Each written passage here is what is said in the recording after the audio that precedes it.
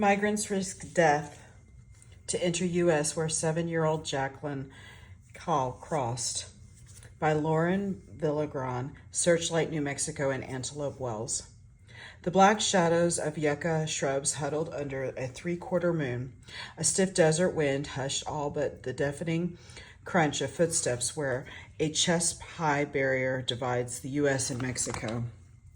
Behind Maria and her son were the thousands of miles they covered overland from Guatemala, with Mexico streaming by the bus window. Day and night on the way, she broke her ankle but pressed on with few stops.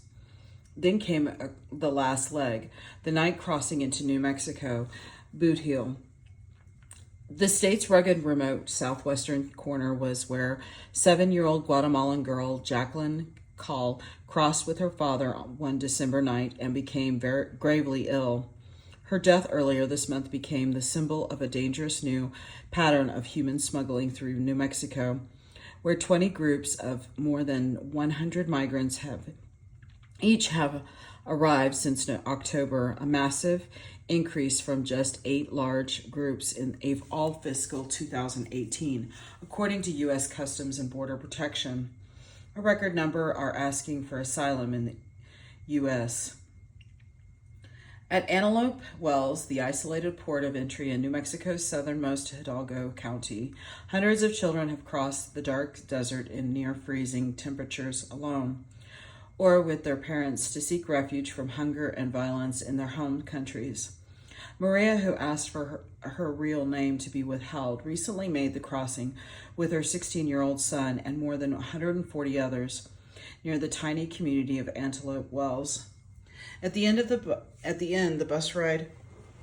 bus drove without limits, without anything, so quiet, said Maria, a mother from Guatemala City who made the crossing with the aid of a smuggler. We walked the last mile. Antelope Wells is no Liberty Island, but illuminated by dozens of white floodlights. The port of entry is still a beacon in the dark. There were so many lights, she said. All I can remember is the lights. On a recent night at St. Anthony's Catholic Church in southern New Mexico, where Maria and her sons were given temporary shelter, she wore a hospital gown, blue scrubs, and a cast on her broken right ankle. It's too hard to make it on your own, Maria said, alluding to her smuggles. You don't know where to go. Migrants, largely from Central America, are turning themselves into Border Patrol agents who staff a barracks known as a forward operating base in the Antelope Wells compound. For years, this pattern of give-ups has been common in South Texas and California, but the number of asylum-seeking families is now swelling in New Mexico.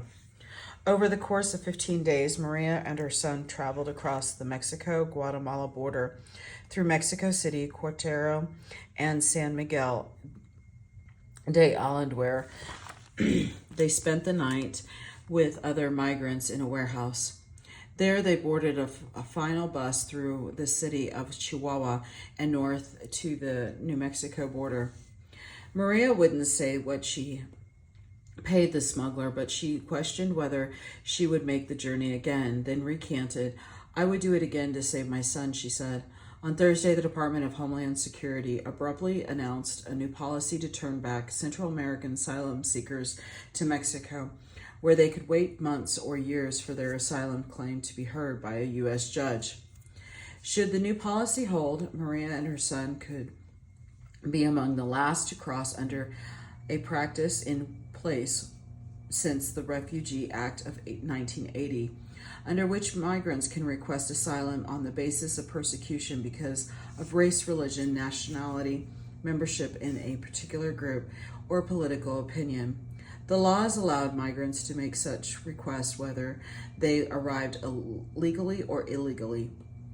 Border Patrol apprehended 396,579 unauthorized immigrants in fiscal 2018, and 54,690 of them, 14%, expressed credible fear of returning to their home country, a preliminary step towards seeking asylum.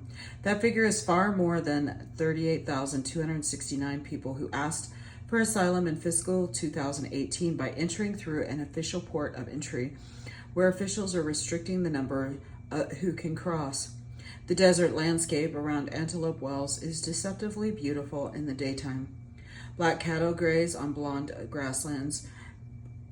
Between the rugged Big Hatchet and Animas mountains and the wide open skies evoke dreams of the American West. But the remote port of entry closes at 4 p.m. and nighttime makes the terrain pocked with burrows and washouts especially treacherous. The port compound offers relatively safety from the elements outside, but medical care is nearly 100 miles away on the U.S. side, and the distance are as risky for agents as they are for migrants. There is no difference whether it is an agent or an alien, said Ramiro Cordero, a Border Patrol spokesman. Antelope Wells is 94 miles away, and the Lordsburg Border Patrol Station 70 miles away from any major highway. Caal became sick and feverish at Antelope Wells, according to CBP officials, when the transport bus arrived at the Lordsburg Border Patrol Station an hour and a half later. Her father said she wasn't breathing, according to the account by CBP officials. Emergency responders resuscitated the child twice, then airlifted her to an El Paso hospital where she died. An autopsy is underway. When she made the crossing, Maria walked the last mile to the port of entry with a broken ankle, having twisted it days earlier in Mexico. Border Patrol agents took her to a hospital.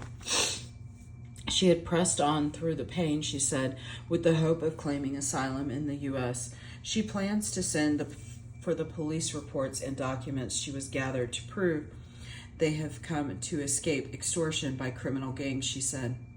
We live in a red light district and organized crime has grown, she said. They started to extort me, and because I didn't want to pay, they wanted to take my son for the gang. I couldn't allow him to become part of the Morados.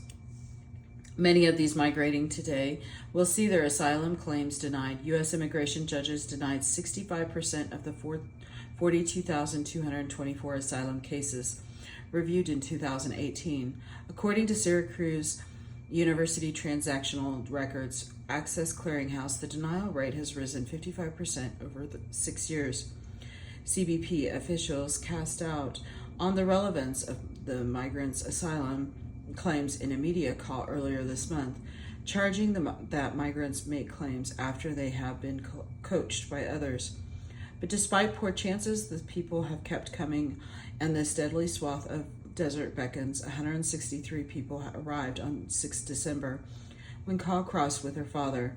257 came on 15th of December, 239 on 17 and 18 December. Large groups have been sporadic, but President Cordero said. Last week, Maria and her son were headed to San Francisco to meet family and start a new life, and the desert Antelope Wells had fallen quiet. There was no movement of shadows across the line or babies crying in the cold, only the sound of barking dogs in the compound and yelping coyotes cut through the gnawing wind. An American flag whipped and waved. Searchlight, New Mexico is a nonprofit, nonpartisan news organization dedicated to investigative journalism. To read more of the stories, go to www.searchlightnm.com. Thank you.